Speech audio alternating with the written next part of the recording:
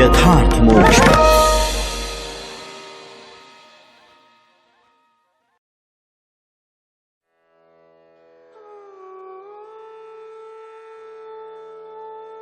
ओम नमो भगवते वासुदेवाय। श्रीमद् भागवत महापुराण नवम स्कंद, पहला अध्याय। वैवस्वत मनु के पुत्र राजा सुद्युम्न की कथा। राजा परीक्षित ने पूछा, भगवान, आपने सब मनवंतरों और उनमें अनंत शक्तिशाली भगवान के द्वारा किए हुए ऐश्वर्यपूर्ण चरित्रों का वर्णन किया और मैंने उनका श्रवण भी किया। आपने कहा कि पिछले कल्प के अंत में द्रविड़ देश के स्वामी राजऋषि सत्यव्रत ने भगवान की सेवा में ज्ञान प्राप्त किया और वही इस कल्प में वैवस्वत मनु हुए। आपने उनके इक्ष्वाकु आदि नरपति पुत्रों का भी वर्णन किया। ब्राह्मण, अब आप कृपा करके उनके वंश और वंश में होने वालों का अलग अलग चरित्र वर्णन कीजिए। महाभाग, हमारे हृदय में सर्वदा ही कथा सुनने की उत्सुकता बनी रहती है। वैवस्वत मनु के वंश में जो हो चुके हों, इस समय विद्यमान हो और आगे होने वाले हों, उन सब पवित्र कीर्ति पुरुषों के पराक्रम का वर्णन कीजिए। सूत जी कहते हैं, शौनकादि ऋषियों, ब्रह्मवादी ऋषियों की सभा में राजा परीक्षित ने जब यह प्रश्न किया, तब धर्म के परम मर्मज्ञ भगवान श्री सुखदेव जी ने कहा, परीक्षित, तुम मनुवंश का वर्णन संक्षेप से सुनो। विस्तार से तो सैकड़ों वर्ष में भी उसका वर्णन नहीं किया जा सकता। जो परम पुरुष परमात्मा छोटे बड़े सभी प्राणियों की आत्मा है, प्रलय के समय केवल वही थे। यह विश्व तथा और कुछ भी नहीं था। महाराज, उनकी नाभि से एक सुवर्णमय कमल कोश प्रकट हुआ। उसी में चतुर्मुख ब्रह्मा जी का आविर्भाव हुआ। ब्रह्मा जी के मन से मरीचि और मरीचि के पुत्र कश्यप हुए। उनकी धर्म पत्नी दक्ष नंदिनी अदिति से विवस्वान का जन्म हुआ। विवस्वान की संज्ञा नामक पत्नी से श्राद्ध देव मनु का जन्म हुआ। परीक्षित, परम मनस्वी राजा श्राद्ध देव ने अपनी पत्नी श्रद्धा के गर्भ से 10 पुत्र उत्पन्न किए। उनके नाम थे इक्ष्वाकु, नृग, शर्याति, दिष्ट, धृष्ट, करुष, नरिष्यंत, पृषद्र, नभग और कवि। वैवस्वत मनु पहले संतानहीन थे। उस समय सर्वसमर्थ भगवान वशिष्ठ ने उन्हें संतान प्राप्ति कराने के लिए मित्रा वरुण का यज्ञ कराया था। यज्ञ के आरंभ में केवल दूध पीकर रहने वाली वैवस्वत मनु की धर्मपत्नी श्रद्धा ने अपने होता के पास जाकर प्रणाम पूर्वक याचना की कि मुझे कन्या ही प्राप्त हो। तब अधवर्यों की प्रेरणा से होता बने हुए ब्राह्मण ने श्रद्धा के कथन का स्मरण करके एकाग्र चित्त से वष्टकार का उच्चारण करते हुए यज्ञ कुंड में आहुति दी। जब होता ने इस प्रकार विपरीत कर्म किया, तब यज्ञ के फलस्वरूप पुत्र के स्थान पर ईला नाम की कन्या हुई। उसे देखकर श्राद्ध देव मनु का मन कुछ विशेष प्रसन्न नहीं हुआ। उन्होंने अपने गुरु वशिष्ठ जी से कहा, भगवान, आप लोग तो ब्रह्मवादी हैं, आपका कर्म इस प्रकार विपरीत फल देने वाला कैसे हो गया? अरे, यह तो बड़े दुख की बात है। वैदिक कर्म का ऐसा विपरीत फल तो कभी नहीं होना चाहिए। आप लोगों का मंत्र ज्ञान तो पूर्ण है ही, इसके अतिरिक्त आप लोग जितेंद्रिय भी हैं तथा तपस्या के कारण निष्पाप हो चुके हैं। देवताओं में असत्य की प्राप्ति के समान आपके संकल्प का यह उल्टा फल कैसे हुआ? परीक्षित, हमारे वृद्ध प्रपितामह भगवान वशिष्ठ ने उनकी यह बात सुनकर जान लिया कि होता ने विपरीत संकल्प किया है। इसलिए उन्होंने वैवस्वत मनु से कहा, राजन, तुम्हारे होता के विपरीत संकल्प से ही हमारा संकल्प ठीक ठीक पूरा नहीं हुआ। फिर भी अपने तप के प्रभाव से मैं तुम्हें श्रेष्ठ पुत्र दूंगा। परीक्षित, परम यशस्वी भगवान वशिष्ठ ने ऐसा निश्चय करके उस ईला नाम की कन्या को ही पुरुष बना देने के लिए पुरुषोत्तम भगवान नारायण की स्तुति की। सर्वशक्तिमान भगवान श्री हरि ने संतुष्ट होकर उन्हें मुंह मांगा वर दिया, जिसके प्रभाव से वह कन्या ही सुद्युम्न नामक श्रेष्ठ पुत्र बन गई। महाराज, एक बार राजा सुद्युम्न शिकार खेलने के लिए सिंधु देश के घोड़े पर सवार होकर कुछ मंत्रियों के साथ वन में गए। वीर सुद्युम्न कवच पहनकर और हाथ में सुंदर धनुष एवं अत्यंत अद्भुत बाण लेकर हरिणों का पीछा करते हुए उत्तर दिशा में बहुत आगे बढ़ गए। अंत में सुद्युम्न मेरु पर्वत की तलहटी के एक वन में चले गए। उस वन में भगवान शंकर पार्वती के साथ विहार करते रहते हैं। उसमें प्रवेश करते ही वीरवर सुद्युम्न ने देखा कि मैं स्त्री हो गया हूं और घोड़ा घोड़ी हो गया है। परीक्षित, साथ ही उनके सब अनुचरों ने भी अपने को स्त्री रूप में देखा। वे सब एक दूसरे का मुंह देखने लगे। उनका चित्त बहुत उदास हो गया। राजा परीक्षित ने पूछा, भगवन, उस भूखंड में ऐसा विचित्र गुण कैसे आ गया? किसने उसे ऐसा बना दिया था?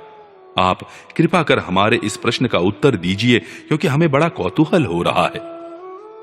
श्री सुखदेव जी ने कहा, परीक्षित, एक दिन भगवान शंकर का दर्शन करने के लिए बड़े बड़े व्रतधारी ऋषि अपने तेज से दिशाओं का अंधकार मिटाते हुए उस वन में गए। उस समय अंबिका देवी वस्त्रहीन थी। ऋषियों को सहसा आया देख वे अत्यंत लज्जित हो गईं। झटपट उन्होंने भगवान शंकर की गोद से उठकर वस्त्र धारण कर लिया। ऋषियों ने भी देखा कि भगवान गौरी शंकर इस समय विहार कर रहे हैं, इसलिए वहां से लौटकर वे भगवान नर नारायण के आश्रम पर चले गए।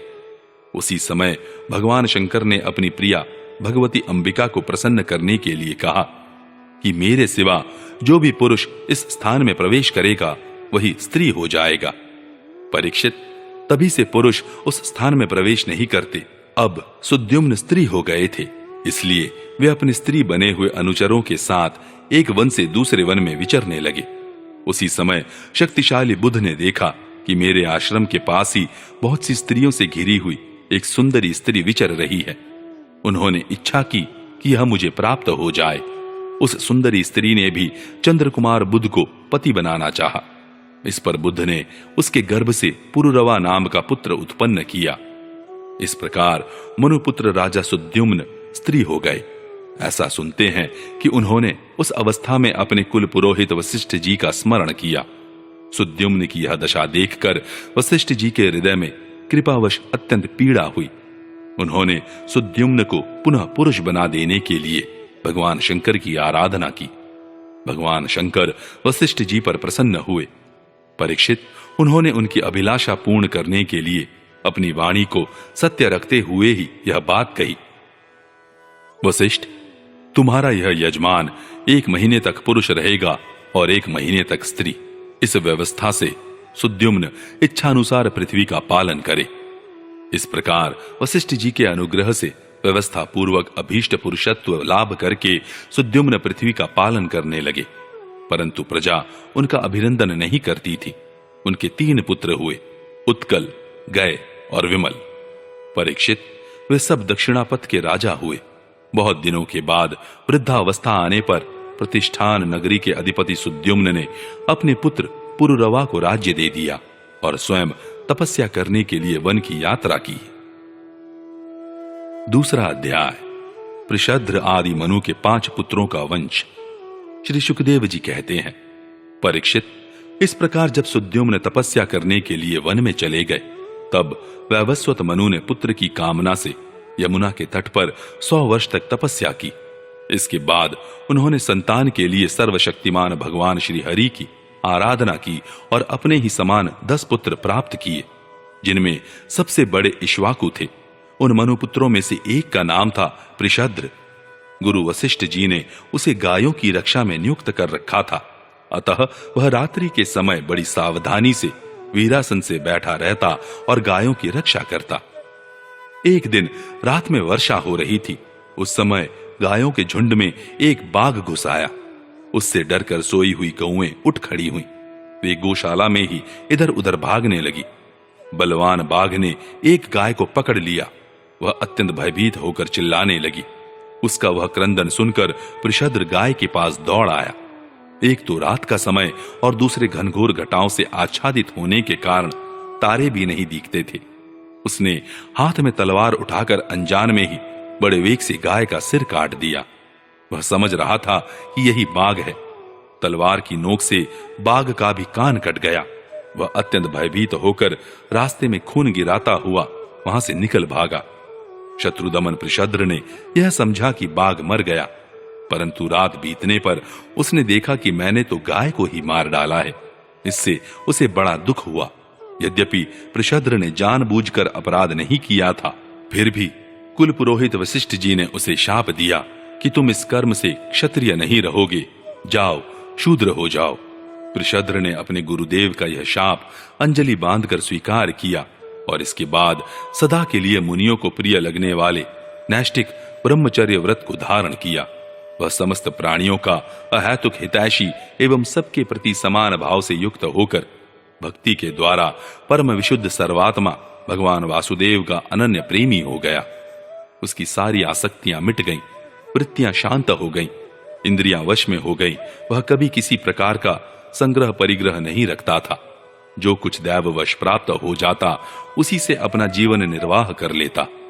वह आत्मज्ञान से संतुष्ट एवं अपने चित्त को परमात्मा में स्थित करके प्राय समाधिस्थ रहता।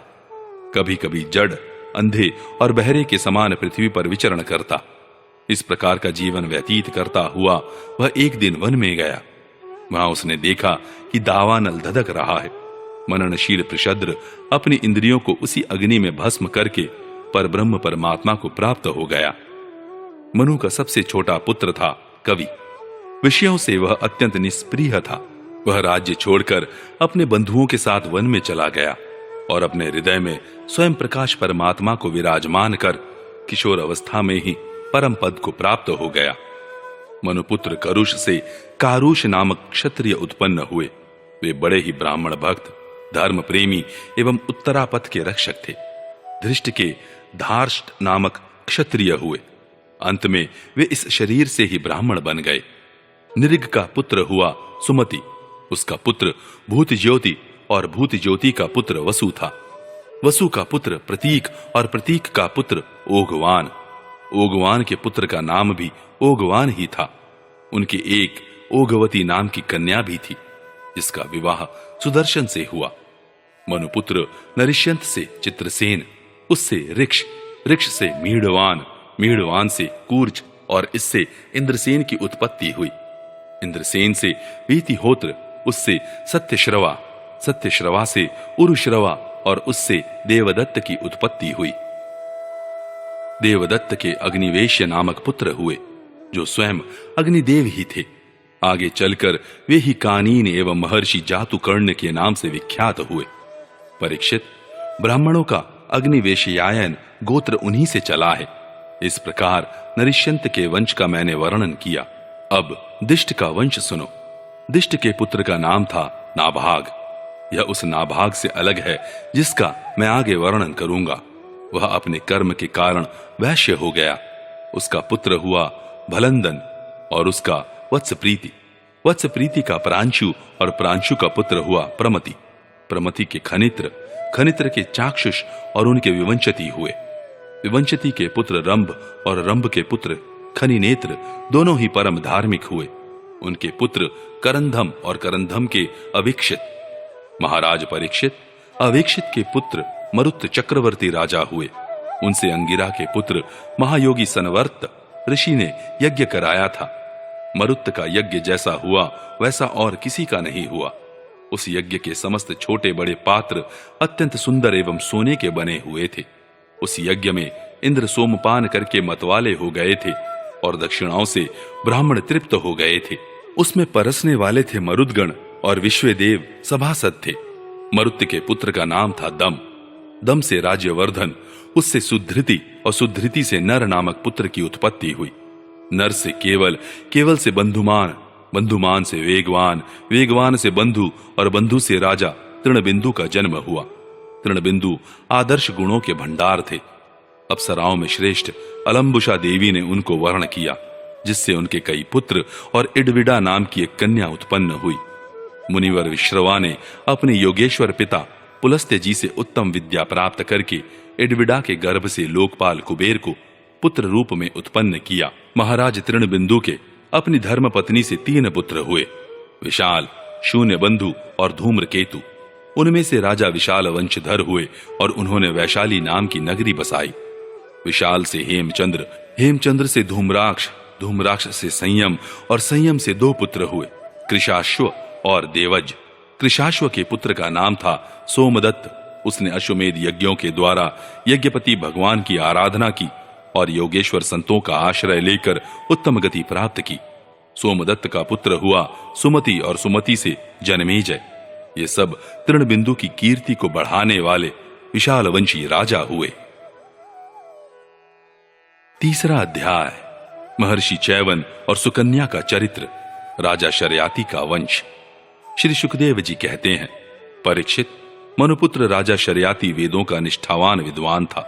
उसने अंगिरा गोत्र के ऋषियों के यज्ञ में दूसरे दिन का कर्म बतलाया था। उसकी एक कमल लोचना कन्या थी, उसका नाम था सुकन्या।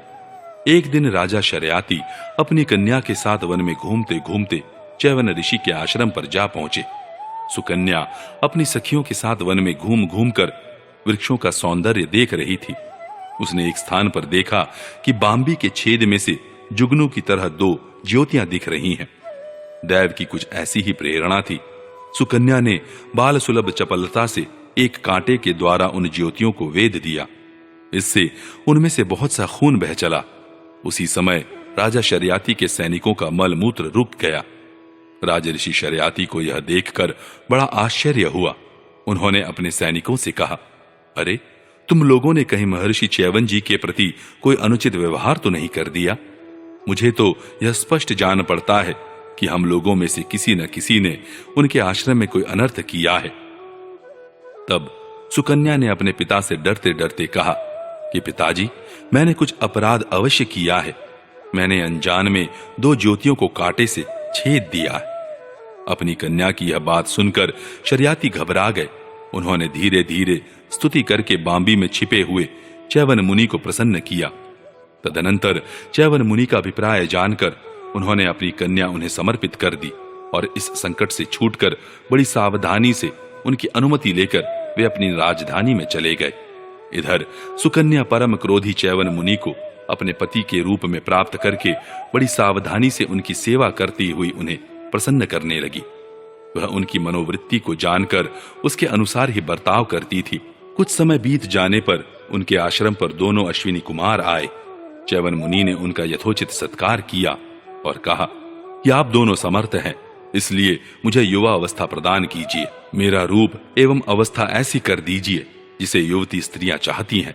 मैं जानता हूं कि आप लोग सोमपान के अधिकारी नहीं हैं, फिर भी मैं आपको यज्ञ में सोमरस का भाग दूंगा। वैद्य शिरोमणि अश्विनी कुमारों ने महर्षि चैवन का अभिनंदन करके कहा, ठीक है, और इसके बाद उनसे कहा कि यह सिद्धों के द्वारा बनाया हुआ कुंड है, आप इसमें स्नान कीजिए। चैवन मुनि के शरीर को बुढ़ापे ने घेर रखा था। सब ओर नसें दिख रही थी। झुर्रियां पड़ जाने एवं बाल पक जाने के कारण वे देखने में बहुत भद्दे लगते थे। अश्विनी कुमारों ने उन्हें अपने स्थान लेकर कुंड में प्रवेश किया। उसी समय कुंड से 3 पुरुष बाहर निकले। वे तीनों ही कमलों की माला, कुंडल और सुंदर वस्त्र पहने एक से मालूम होते थे। वे बड़े ही सुंदर एवं स्त्रियों को प्रिय लगने वाले थे।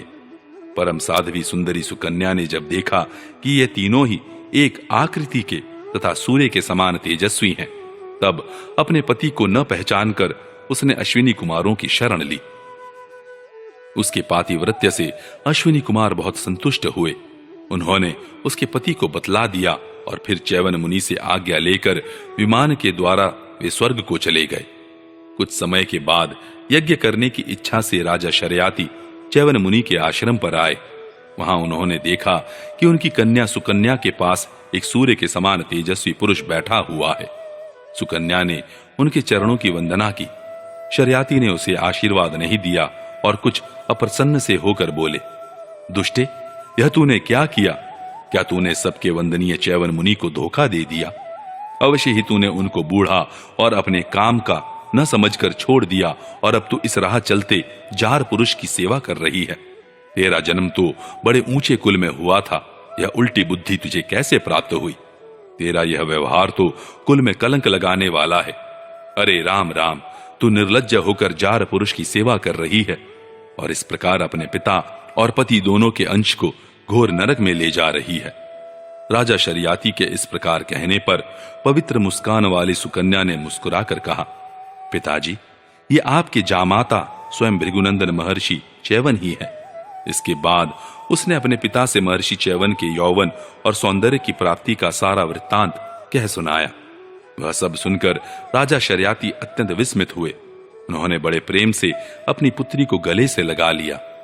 महर्षि चैवन ने वीर शर्याति से सोम यज्ञ का अनुष्ठान करवाया और सोमपान के अधिकारी न होने पर भी अपने प्रभाव से अश्विनी कुमारों को सोमपान कराया। इंद्र बहुत जल्दी क्रोध कर बैठते हैं, इसलिए उनसे यह सहा न गया। उन्होंने चिढ़कर शर्याती को मारने के लिए वज्र उठाया।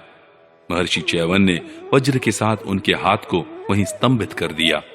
तब सब देवताओं ने अश्विनी कुमारों को सोम का भाग देना स्वीकार कर लिया। उन लोगों ने वैद्य होने के कारण पहले अश्विनी कुमारों का सोमपान से बहिष्कार कर रखा था। परीक्षित, शर्याती के 3 पुत्र थे, उत्तानबर्ही, आनर्त और भूरिशेण। आनर्त से रेवत हुए। महाराज, रेवत ने समुद्र के भीतर कुशस्थली नाम की एक नगरी बसाई थी। उसी में रहकर वे आनर्त आदि देशों का राज्य करते थे।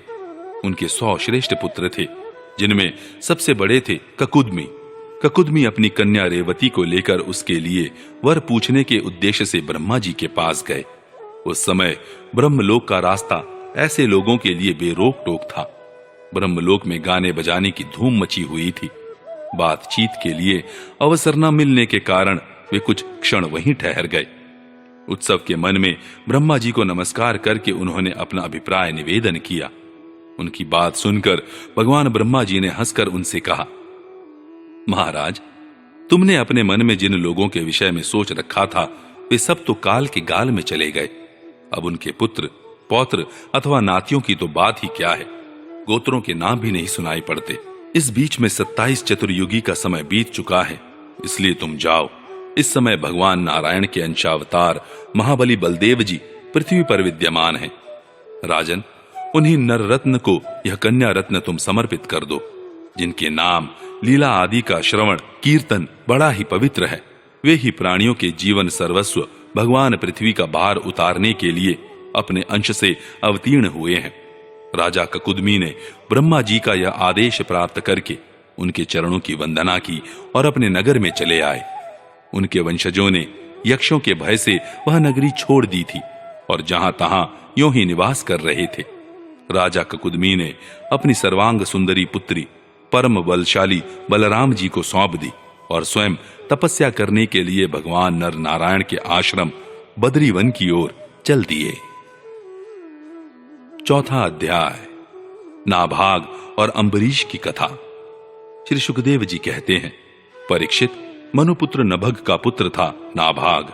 जब वह दीर्घ काल तक ब्रह्मचर्य का पालन करके लौटा, तब बड़े भाइयों ने अपने से छोटे किंतु विद्वान भाई को हिस्से में केवल पिता को ही दिया। उसने अपने भाइयों से पूछा, भाइयों, आप लोगों ने मुझे हिस्से में क्या दिया है? तब उन्होंने उत्तर दिया कि हम तुम्हारे हिस्से में पिताजी को ही तुम्हें देते हैं। उसने अपने पिता से जाकर कहा, पिताजी, मेरे बड़े भाइयों ने हिस्से में मेरे लिए आपको ही दिया है। पिता ने कहा, बेटा, तुम उनकी बात न मानो। देखो, ये बड़े बुद्धिमान आंगिरस गोत्र के ब्राह्मण इस समय एक बहुत बड़ा यज्ञ कर रहे हैं, परंतु मेरे विद्वान पुत्र, वे प्रत्येक छठे दिन अपने कर्म में भूल कर बैठते हैं। तुम उन महात्माओं के पास जाकर उन्हें वैश्वदेव संबंधी 2 सूक्त बतला दो। जब वे स्वर्ग जाने लगेंगे, तब यज्ञ से बचा हुआ अपना सारा धन तुम्हें दे देंगे। इसलिए अब तुम उन्हीं के पास चले जाओ। उसने अपने पिता के आज्ञानुसार वैसा ही किया।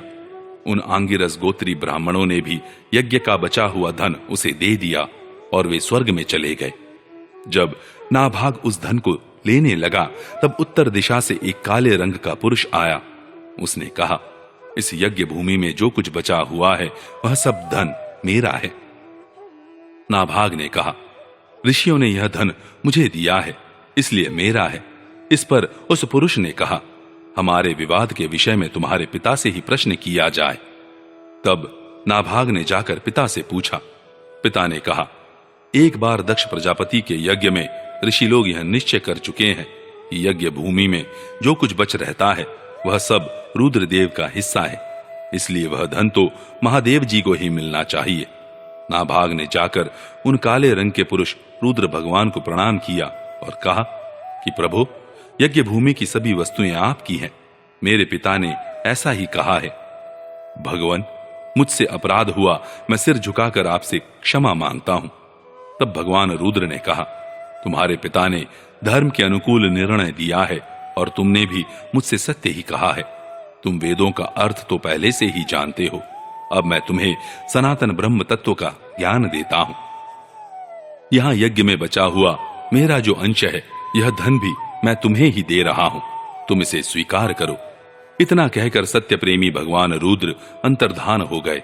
जो मनुष्य प्रातः और सायंकाल एकाग्र चित्त से इस आख्यान का स्मरण करता है, वह प्रतिभाशाली एवं वेदज्ञ तो होता ही है, साथ ही अपने स्वरूप को भी जान लेता है। नाभाग के पुत्र हुए अम्बरीश, वे भगवान के बड़े प्रेमी एवं उदार धर्मात्मा थे। जो ब्रह्मशाप कभी कहीं रोका नहीं जा सका, वह भी अम्बरीश का स्पर्श न कर सका। राजा परीक्षित ने पूछा, भगवान, मैं परम ज्ञानी राजऋषि अम्बरीश का चरित्र सुनना चाहता हूं। ब्राह्मण ने क्रोधित होकर उन्हें ऐसा दंड दिया जो किसी प्रकार टाला नहीं जा सकता, परंतु वह भी उनका कुछ न बिगाड़ सका। श्री सुखदेव जी ने कहा, परीक्षित, अम्बरीश बड़े भाग्यवान थे। पृथ्वी के 7 द्वीप, अचल संपत्ति और अतुलनीय ऐश्वर्य उनको प्राप्त था। यद्यपि ये सब साधारण मनुष्यों के लिए अत्यंत दुर्लभ वस्तुएं हैं, फिर भी वे इन्हें स्वप्न तुल्य समझते थे, क्योंकि वे जानते थे कि जिस धन वैभव के लोभ में पड़कर मनुष्य घोर नरक में जाता है, वह केवल 4 दिन की चांदनी है, उसका दीपक तो बुझा बुझाया है। भगवान श्री कृष्ण में और उनके प्रेमी साधुओं में उनका परम प्रेम था। उस प्रेम के प्राप्त हो जाने पर तो यह सारा विश्व और इसकी समस्त संपत्तियां मिट्टी के ढेले के समान जान पड़ती हैं। उन्होंने अपने मन को श्री कृष्ण चंद्र के चरणारविंद युगल में, वाणी को भगवत गुणानुवर्णन में, हाथों को श्री हरि मंदिर के मार्जन सेवन में और अपने कानों को भगवान अच्युत की मंगलमयी कथा के श्रवण में लगा रखा था। उन्होंने अपने नेत्र मुकुंद मूर्ति एवं मंदिरों के दर्शनों में, अंग संग भगवत भक्तों के शरीर स्पर्श में, नासिका उनके चरण कमलों पर चढ़ी श्रीमती तुलसी के दिव्य गंध में और रसना को भगवान के प्रति अर्पित नैवेद्य प्रसाद में संलग्न कर दिया था। अम्बरीश के पैर भगवान के क्षेत्र आदि की पैदल यात्रा करने में ही लगे रहते और वे सिर से भगवान श्री कृष्ण के चरण कमलों की वंदना किया करते। राजा अम्बरीश ने माला, चंदन आदि भोग सामग्री को भगवान की सेवा में समर्पित कर दिया था, भोगने की इच्छा से नहीं, बल्कि इसलिए कि इससे वह भगवत प्रेम प्राप्त हो, जो पवित्र कीर्ति भगवान के निज जनों में ही निवास करता है। इस प्रकार उन्होंने अपने सारे कर्म यज्ञ पुरुष इंद्रियातीत भगवान के प्रति उन्हें सर्वात्मा एवं सर्वस्व रूप समझकर समर्पित कर दिए थे, और भगवत भक्त ब्राह्मणों की आज्ञा के अनुसार वे इस पृथ्वी का शासन करते थे। उन्होंने धन्व नाम के निर्जल देश में सरस्वती नदी के प्रवाह के सामने वशिष्ठ, असित, गौतम आदि भिन्न भिन्न आचार्यों द्वारा महान ऐश्वर्य के कारण सर्वांग परिपूर्ण तथा बड़ी बड़ी दक्षिणा वाले अनेकों अश्वमेध यज्ञ करके यज्ञाधिपति भगवान की आराधना की थी। उनके यज्ञों में देवताओं के साथ जब सदस्य और ऋत्विज बैठ जाते थे, तब उनकी पलकें नहीं पड़ती थीं और वे अपने सुंदर वस्त्र और वैसे ही रूप के कारण देवताओं के समान दिखाई पड़ते थे। उनकी प्रजा महात्माओं के द्वारा गाए हुए भगवान के उत्तम चरित्रों का किसी समय बड़े प्रेम से श्रवण करती और किसी समय उनका गान करती। इस प्रकार उनके राज्य के मनुष्य देवताओं के अत्यंत प्यारे स्वर्ग की भी इच्छा नहीं करते। वे अपने हृदय में अनंत प्रेम का दान करने वाले श्री हरि का नित्य निरंतर दर्शन करते रहते थे। इसलिए उन लोगों को वह भोग सामग्री भी हर्षित नहीं कर पाती थी, जो बड़े बड़े सिद्धों को भी दुर्लभ है। वे वस्तुएं उनके आत्मानंद के सामने अत्यंत तुच्छ और तिरस्कृत थीं।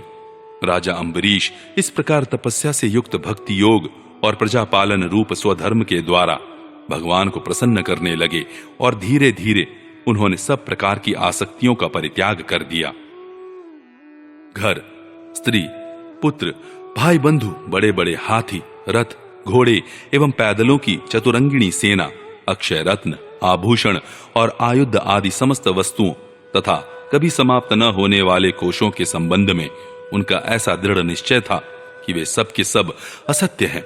उनकी अनन्य प्रेममय भक्ति से प्रसन्न होकर भगवान ने उनकी रक्षा के लिए सुदर्शन चक्र को नियुक्त कर दिया था, जो विरोधियों को भयभीत करने वाला एवं भगवत भक्तों की रक्षा करने वाला है। राजा अम्बरीश की पत्नी भी उन्हीं के समान धर्मशील, संसार से विरक्त एवं भक्ति परायण थी। एक बार उन्होंने अपनी पत्नी के साथ भगवान श्री कृष्ण की आराधना करने के लिए 1 वर्ष तक द्वादशी प्रधान एकादशी व्रत करने का नियम ग्रहण किया। व्रत की समाप्ति होने पर कार्तिक महीने में उन्होंने 3 रात का उपवास किया और एक दिन यमुना जी में स्नान करके मधुवन में भगवान श्री कृष्ण की पूजा की। उन्होंने महाभिषेक की विधि से सब प्रकार की सामग्री और संपत्ति द्वारा भगवान का अभिषेक किया और हृदय से तन्मय होकर वस्त्र, आभूषण, चंदन, माला एवं अर्घ्य आदि के द्वारा उनकी पूजा की। यद्यपि महाभाग्यवान ब्राह्मणों को इस पूजा की कोई आवश्यकता नहीं थी, स्वयं ही उनकी सारी कामनाएं पूर्ण हो चुकी थीं, वे सिद्ध थे, तथापि राजा अम्बरीश ने भक्तिभाव से उनका पूजन किया। तत्पश्चात पहले ब्राह्मणों को स्वादिष्ट और अत्यंत गुणकारी भोजन कराकर उन लोगों के घर 60 करोड़ गौएं सुसज्जित करके भेज दी। उन गौओं के सींग सुवर्ण से और खुर चांदी से मढ़े हुए थे। सुंदर सुंदर वस्त्र उन्हें ओढ़ा दिए गए थे। वे गौएं बड़ी सुशील, छोटी अवस्था की, देखने में सुंदर, बछड़े वाली और खूब दूध देने वाली थी। उनके साथ दुहने की उपयुक्त सामग्री भी उन्होंने भिजवा दी थी। जब ब्राह्मणों को सब कुछ मिल चुका, तब राजा ने उन लोगों से आज्ञा लेकर व्रत का पारण करने की तैयारी की। उसी समय शाप और वरदान देने में समर्थ स्वयं दुर्वासा जी भी उनके यहां अतिथि के रूप में पधारे। राजा अम्बरीश उन्हें देखते ही उठकर खड़े हो गए, आसन देकर बैठाया और विविध सामग्रियों से अतिथि के रूप में आए हुए दुर्वासा जी की पूजा की। उनके चरणों में प्रणाम करके अम्बरीश ने भोजन के लिए प्रार्थना की। दुर्वासा जी ने अम्बरीश की प्रार्थना स्वीकार कर ली और इसके बाद आवश्यक कर्मों से निवृत्त होने के लिए वे नदी तट पर चले गए। वे ब्रह्म का ध्यान करते हुए यमुना के पवित्र जल में स्नान करने लगे। इधर द्वादशी केवल घड़ी भर शेष रह गई थी। धर्मज्ञ अम्बरीश ने धर्म संकट में पड़कर ब्राह्मणों के साथ परामर्श किया। उन्होंने कहा, ब्राह्मण देवताओं, ब्राह्मण को बिना भोजन कराए स्वयं खा लेना और द्वादशी रहते पारण न करना दोनों ही दोष हैं। इसलिए इस समय जैसा करने से मेरी भलाई हो और मुझे पाप न लगे, ऐसा काम करना चाहिए। तब ब्राह्मणों के साथ विचार करके उन्होंने कहा, ब्राह्मणों, श्रुतियों में ऐसा कहा गया है कि जल पी लेना भोजन करना भी है, नहीं भी करना है। इसलिए इस समय केवल जल से पारण किए लेता हूं। ऐसा निश्चय करके मन ही मन भगवान का चिंतन करते हुए राजऋषि अम्बरीश ने जल पी लिया और परीक्षित, वे केवल दुर्वासा जी के आने की बाट देखने लगे। दुर्वासा जी आवश्यक कर्मों से निवृत्त होकर यमुना तट से लौट आए। जब राजा ने आगे बढ़कर उनका अभिनंदन किया, तब उन्होंने अनुमान से ही समझ लिया कि राजा ने पारण कर लिया है। उस समय दुर्वासा जी बहुत भूखे थे, इसलिए यह जानकर कि राजा ने पारण कर लिया है, वे क्रोध से थर-थर कांपने लगे। बहुओं के चढ़ जाने से उनका मुंह विकट हो गया। उन्होंने हाथ जोड़कर खड़े अम्बरीश से डांट कर कहा, अहो, देखो तो सही, यह कितना क्रूर है। यह धन के मद में मतवाला हो रहा है। भगवान की भक्ति तो इसे छू तक नहीं गई है और यह अपने को बड़ा समर्थ मानता है। आज इसने धर्म का उल्लंघन करके बड़ा अन्याय किया है। देखो, मैं इसका अतिथि होकर आया हूं। इसने अतिथि सत्कार करने के लिए मुझे निमंत्रण भी दिया है, किंतु फिर भी मुझे खिलाए बिना ही खा लिया है। अच्छा देख, तुझे अभी इसका फल चखाता हूं। यूं कहते कहते वे क्रोध से जल उठे। उन्होंने अपनी एक जटा उखाड़ी और उससे अम्बरीश को मार डालने के लिए एक कृत्या उत्पन्न की। वह प्रलय काल की आग के समान दहक रही थी। वह आग के समान जलती हुई हाथ में तलवार लेकर राजा अम्बरीश पर टूट पड़ी। उस समय उसके पैरों की धमक से पृथ्वी कांप रही थी, परंतु राजा अम्बरीश उसे देखकर उससे तनिक भी विचलित नहीं हुए। वे एक पग भी नहीं हटे, ज्यों के त्यों खड़े रहे। परम पुरुष परमात्मा ने अपने सेवक की रक्षा के लिए पहले से ही सुदर्शन चक्र को नियुक्त कर रखा था। जैसे आग क्रोध से गुर्राते हुए सांप को भस्म कर देती है, वैसे ही चक्र ने दुर्वासा जी की कृत्या को जलाकर राख का ढेर कर दिया। जब दुर्वासा जी ने देखा कि मेरी बनाई हुई कृत्या तो जल रही है और चक्र मेरी ओर आ रहा है, तब वे भयभीत हो अपने प्राण बचाने के लिए जी छोड़कर एकाएक भाग निकले। जैसे ऊंची ऊंची लपटों वाला दावानल सांप के पीछे दौड़ता है, वैसे ही भगवान का चक्र उनके पीछे पीछे दौड़ने लगा। जब दुर्वासा जी ने देखा कि चक्र तो मेरे पीछे लग गया है, तब सुमेरु पर्वत की गुफा में प्रवेश करने के लिए वे उसी ओर दौड़ पड़े। दुर्वासा जी दिशा, आकाश पृथ्वी, अतल, वितल आदि नीचे के लोक, समुद्र, लोकपाल और उनके द्वारा सुरक्षित लोक एवं स्वर्ग तक में गए। परंतु जहां जहां वे गए वहीं वहीं उन्होंने असह्य तेज वाले सुदर्शन चक्र को अपने पीछे लगा देखा। जब उन्हें कहीं भी कोई रक्षक न मिला तब तो वे और भी डर गए। अपने लिए त्राण ढूंढते हुए वे देव शिरोमणि ब्रह्मा जी के पास गए और बोले, ब्रह्मा जी, आप स्वयं भू हैं, भगवान के इस तेजोमय चक्र से मेरी रक्षा कीजिए।